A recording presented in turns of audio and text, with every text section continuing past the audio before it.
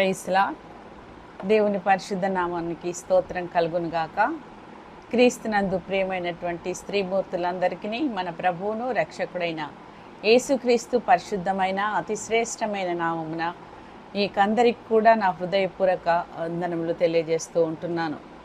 ఈ 2026వ సంవత్సరంలో వినూత్నంగా స్త్రీలను ఆధ్యాత్మికంగా బలపరచడానికి గాను ఓ వనిత మేలుకో అనే యూట్యూబ్ ఛానల్ను ప్రారంభించటానికి దేవుడు కృప చూపిన విధానంను బట్టి దేవాతి దేవునికి వందనాలు చెల్లిస్తూ, దైవాత్మ ప్రేరేపణలో ఈ ఛానల్ను మీ ముందుకు తీసుకొని రావడానికి మన మధ్యలో ఉన్నటువంటి దైవజనరాలు శ్రీమతి పమ్మి లిల్లీ డానియల్ గారి ప్రార్థనతో ఈ యొక్క యూట్యూబ్ ఛానల్ ఓ వనిత మేలుకో అనే ప్రోగ్రాంను ప్రారంభించుకుందాం. బలవారి హెప్సిబా జేసన్ గారు, రిటైర్డ్ టీచర్ గారు, దేవుడు వారిని పిలిచిన పిలుపును బట్టి గతంలో అనేకమైన బుక్స్ను వారు రాయటం జరిగింది. అనేకమైన పాటల రూపంలో కూడా స్త్రీలను ఎడ్యుకేట్ చేయడం జరిగింది. ప్రత్యేకంగా ఈ సంవత్సరం మరొక గొప్ప భారమును దేవుడు ఆమె పైన పెట్టారు. మరి బలవారి హెప్సిబా జేసన్ ఓ వనిత మేలుకో అనే టైటిల్తో ప్రారంభించారు. ఆ యొక్క ఛానల్ ద్వారా ఇంకా ఎక్కువ మందిని రీచ్ అవ్వాలని, బైబిల్ గ్రంథంలో ఉన్న ఆది కాండము నుండి ప్రకటన వరకు ఉన్న స్త్రీలందరినీ కూడా పరిచయం చేయాలనే ఉద్దేశంతో వారు ఈ ఛానల్ను స్టార్ట్ చేయడం జరిగింది. కనుక ప్రతి ఒక్కరు కూడా యూట్యూబ్ ఛానల్ను సబ్స్క్రైబ్ చేసుకోండి, వాచ్ చేయండి, ఆత్మీయ మేలులు పొందండి, దీవెనలు పొందండి. ప్రభువానికి వందనాలనైనా నీ కుమార్తెను ప్రేరేపించి మీరు ఏర్పాటు చేసిన ఏర్పాటును బట్టి వందనాలు.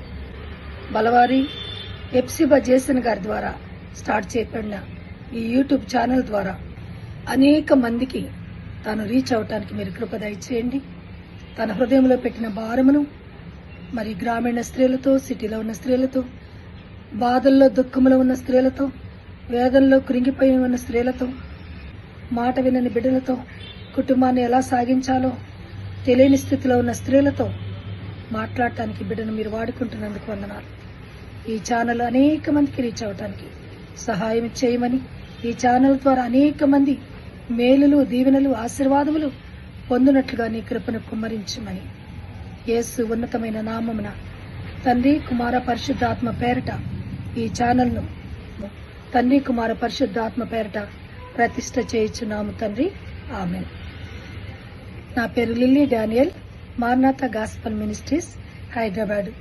మరి సిస్టర్ గారి యొక్క ప్రేమను బట్టి, వారి యొక్క ఛానల్లో ప్రార్థన చేయడానికి వారు నాకు ఇచ్చిన అవకాశం బట్టి వారికి ప్రత్యేకమైన నా వందనాలు తెలియజేస్తూ, హృదయపూర్వకంగా వీరి పరిచర్యను దేవుడు వెయ్యంతలుగా దీవించాలని కోరుకుంటూ నా మాటలను ముగిస్తూ ఉన్నాను. Thank you all. దేవుని నామానికి స్తోత్రం కలుగుగాక. క్రీస్తునందు ప్రియమైనటువంటి అమ్మలారా, ఈ ఓ వనిత మేలుకో అనే యూట్యూబ్ ఛానల్ని దైవాత్మ ప్రేరేపణ ద్వారా స్త్రీల యొక్క ఆధ్యాత్మిక అభివృద్ధి కొరకు ప్రారంభించడానికి దేవుడిచ్చిన ప్రేరేపణను బట్టి దేవాతి దేవుణ్ణి స్తుతిస్తూ ఈ ఛానల్ గురించినటువంటి ఆవశ్యకతను మేము ముందుంచుతుంటున్నాను. నేటి ఆధునిక సమాజంలో స్త్రీలు ఎదుర్కొంటున్న సమస్యలు, జీవన విధానంలో వివక్షత, ఆర్థిక భారమును, ఓదార్పును, దేవుని ప్రేమను, దేవుని యొక్క కరుణగల హస్తాన్ని అందించడానికి గాను అలనాడు బైబిల్ గ్రంథంలోని స్త్రీల జీవిత విశేషాలను ఆధారం చేసుకుని వారు ఎదుర్కొన్న సమస్యలు, వారి విశ్వాస జీవితాల ద్వారా వారు చూపించినటువంటి ధైర్య సాహసాలను మనకు ఆశీర్వాద ఫలాలుగా ఉండాలనే ఆలోచనతో అనేక జీవితాలకు ఆదర్శంగా, ఆశీర్వాదకరంగా వాక్యమై ఉన్న దేవుడు మనతో మాట్లాడాలని ఈ యొక్క యూట్యూబ్ ఛానల్ను దేవుని మహిమార్థమై ప్రారంభించడం జరిగింది. దేవుని యొక్క ఆ యొక్క ఆత్మీయ నింపుదల కొరకు మనం ప్రార్థిస్తూ ఈ యొక్క కార్యక్రమాన్ని ముందుకు తీసుకుని వెళ్దాము.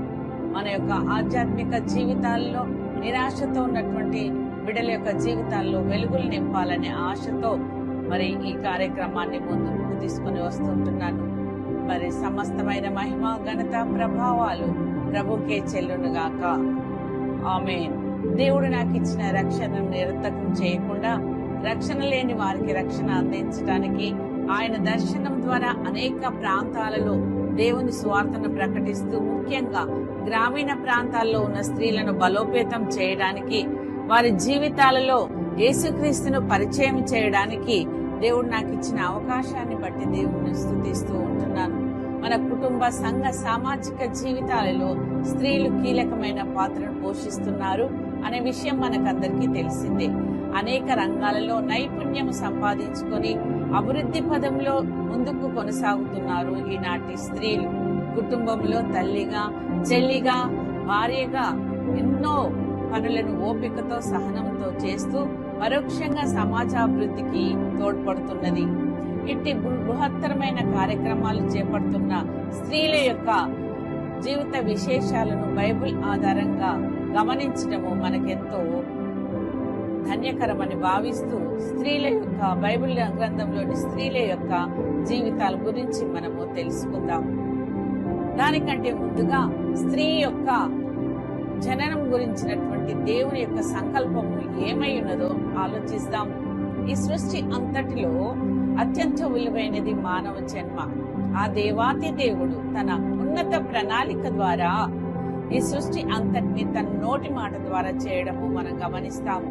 ఆకాశమును, భూమిని, సముద్ర జలచరములను, ఆకాశ పక్షులను కలగజేసి ఈ భూమిని అందంగా నిండించాడు.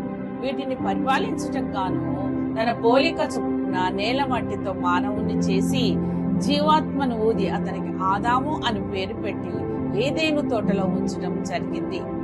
ఏదేను వనంలో ఆదాము ఒంటరిగా ఉండడం చూసిన దేవుడు అతనికి సాటి అయిన సహాయం అవసరమని అతని ప్రక్కటంక నుంచి హవ్వను చేసి వారిని ఇద్దరిని ఐక్యపరిచి ఆశీర్వదించి మీరు ఫలించి అభివృద్ధి చెంది ఈ భూమిని నిండించండి అని దేవుడు వారిని ఆశీర్వదించాడు.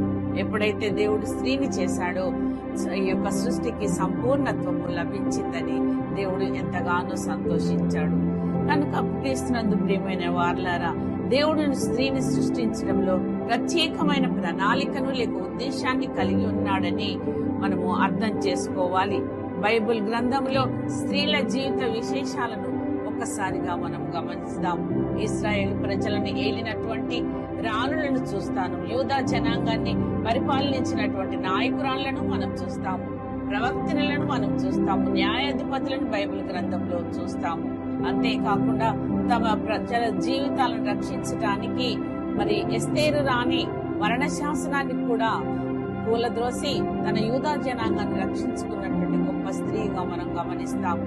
షేబా దేశపు రాణిని, అంతేకాకుండా గర్వంతో అహంకారంతో మరి యెజబెలు రాణి మరి చేసినటువంటి ఆ యొక్క కార్యములను కూడా మనం బైబిల్ గ్రంథంలో చూడగలము. అంతేకాకుండా దేవుని బైబిల్ గ్రంథంలో దెబోరా, మిరియాము లాంటి నాయకురాళ్లను, న్యాయాధిపతులను చూస్తాము. వినయ విధేయతలతో తమ యొక్క కుటుంబాలను పోషించుకున్నటువంటి శారా, రిబ్కా, రాహేలు వంటి స్త్రీలను మనం గమనిస్తాము. కన్నీటితో యేసు పాదాలు కడిగినటువంటి మగ్దలేని మరియను కూడా మనం ఇక్కడ చూడగలము. యోహాను తల్లి అయిన ఎలిజబెత్, యేసుక్రీస్తుకు జన్మనిచ్చినటువంటి కన్య మరియ మనకు ఆదర్శప్రాయులు. అనేక మంది భక్తురాళ్ల యొక్క జీవిత విశేషాల ద్వారా మనము నేర్చుకోవాల్సినటువంటి ఆత్మీయ విషయాలను మనము మననము చేసుకుంటూ ముందుకు కొనసాగుదాము. ఆయన సేవా పరిచర్యలో సహకరించిన దోర్కా, లూదియా, ఫీవే, ప్రిస్కిల్లా వంటి అనేక మంది స్త్రీలను కూడా మనం దైవలేఖన భాగాల్లో గమనించుదాము. వీరి యొక్క విశ్వాస జీవితాలు మనకు ఆదర్శంగా ఉండాలనే ఉద్దేశంతో ఈ ఛానల్ ద్వారా ఈ స్త్రీలను మీకు పరిచయం చేయడం జరుగుతుంది. కావున ప్రియమైన అమ్మలారా, మనం ఏ స్థితిలో ఉన్నా, మనం ఎలాంటి ప్రాంతం వారికి చెందినప్పటికీ, మన ఆర్థిక పరిస్థితి ఏ విధంగా ఉన్నప్పటికీ, పేదవారమైన ధనికులమైనా కానీ దేవుడు మన పట్ల ఒక ప్రత్యేకమైన ఉద్దేశాన్ని కలిగి ఉన్నాడని మనము తెలుసుకోవాలి. అందుకొరకే స్త్రీలకు ఇచ్చిన బాధ్యతను మనము సక్రమంగా నిర్వర్తించడానికి ఆ దేవుని యొక్క ఆత్మాభిషేకమును మనం పొందుకోవాల్సిన వారమై ఉన్నాము. దేవుడు మనకిచ్చినటువంటి బిడ్డల్ని భక్తి మార్గములు పెంచడానికి కూడా మన బాధ్యత. ఈ లోకంలోని అన్ని విద్యల కంటే మరి దేవుని సన్నిధిలో అంగలార్చే విద్యను మన బిడ్డలకు నేర్పించాలి. ఎందుకంటే ఈ లోకాధిపతి అయిన సాతాను యొక్క ప్రలోభాలకు లోని కాకుండా మన బిడ్డలు సాతానుకు పాపానికి బానిసలై నిత్య నరకానికి వెళ్లకుండా వారి గురించి ప్రార్థించే బాధ్యత తల్లులమైన మన పైన ఉంది. అందుకనే ప్రవక్త అయిన ఇర్మియా ఈ విధంగా తెలియజేస్తూ ఉంటున్నాడు. మొదటి చావున లేచి నీ పసిపిల్లల ప్రాణం కొరకు ఆయన సన్నిధి వైపు చేతులెత్తి ప్రార్థించాలని, మీ హృదయాలను ఆయన సన్నిధిలో నీళ్ల వల్ల కుమ్మరించాలని ఉన్నది. మన ప్రార్థనలు మన బిడ్డల జీవితాలకు ప్రాకారాలుగా కంచెలుగా ఉంటాయనే ఒక సత్యాన్ని మనం మర్చిపోకూడదు. అంతేకాకుండా ఇర్మియా 9, 17, 19లో తెలివిగల స్త్రీలను, రోదనం చేయి స్త్రీలను విలువనపుడి అంగలార్పు విద్యను వారికి నేర్పించండి అని ఇర్మియా తెలియజేస్తూ ఉంటున్నాడు. కాబట్టి క్రీస్తునందు ప్రియమైనటువంటి అమలారా, దేవుడు మనకిచ్చినటువంటి రక్షణ భాగ్యమును మనం నిరర్థకము చేయకుండా దేవుని కొరకు మన బిడ్డల్ని పెంచాలనే ఆలోచన మీకందరికీ నేను దేవుని నామమున తెలియజేస్తూ ఉంటున్నాను. దేవుని చిత్తానుసారంగా మనం జీవించినప్పుడు మనము దేవునికి ఇష్టమైన బిడ్డలుగా ఉంటాము. చివరిగా ఏదేను తోటలో సంతోషంగా జీవిస్తున్న ఆదాము అవ్వలను చూసి ఓర్వలేని సాతాను హవ్వను శోధించగా తినకూడని పండు తిని పాపాన్ని ఈ లోకానికి తీసుకొని వచ్చింది. మరి ఒక స్త్రీ ద్వారా పాపము ఈ లోకానికి పరిచయమైనప్పుడు దేవాతి మానవులు నశించడం కానీ ఆయనకి ఇష్టం లేకుండా మరి మానవుల్ని ఈ యొక్క భూమి మీద సృష్టించినందుకు తన హృదయంలో నొచ్చుకున్నట్టు మనం చూస్తాము. ఆ విధంగా పాపం లోకంలో ప్రవేశించి నరులందరూ కూడా పాపం చేయడంలో దేవుడు ఎంతగానో సంతాపపడి ఈ పాపంలో మానవుడు నశించిపోకుండా ఆయన రక్షించడానికి కొరకు మరి దేవాతి దేవుడు ఒక ఉన్నతమైన ప్రణాళిక ద్వారా మరి యొక్క కన్యక అయినటువంటి మరియను ఏర్పాటు చేసుకుని ఆమె యొక్క గర్భం ద్వారా యేసు ప్రభుల వారిని ఈ లోకానికి నరావతారిగా పంపించి మనల్ని పాపం నుంచి విముక్తులు చేయడానికి ప్రత్యేకమైనటువంటి ఉద్దేశాన్ని ఆయన కలిగి ఉన్నాడు. యేసు క్రీస్తు ప్రభుల వారు మానవుల పాపం నుండి విమోచించడానికి నరావతారిగా ఈ భూమి మీదకి వచ్చాడు. అందుకనికే కన్య మరియ తన జీవితాన్ని ఎంతగానో త్యాగం చేసుకుని మరి లోకానికి రక్షణ అందించడానికి, మానవులను రక్షించడానికి తనను సంపూర్ణంగా దేవునికి సమర్పించుకున్న కన్యకగా మనం చూడగలం. ఎంత ధన్యురాలు కన్య మరియ. మరి అనేకుల రక్షణార్థమై తన జీవితాన్ని సమర్పించుకున్న త్యాగమూర్తి. అందుకనికే దేవుడు అంటున్నాడు, మరి కన్య మరియ మరి క్రీస్తును నమ్మడము గొప్పతనం కాదు గాని మరి ప్రభు అయిన దేవుడు కన్య మరియను నమ్మడము గొప్ప బాధ్యత.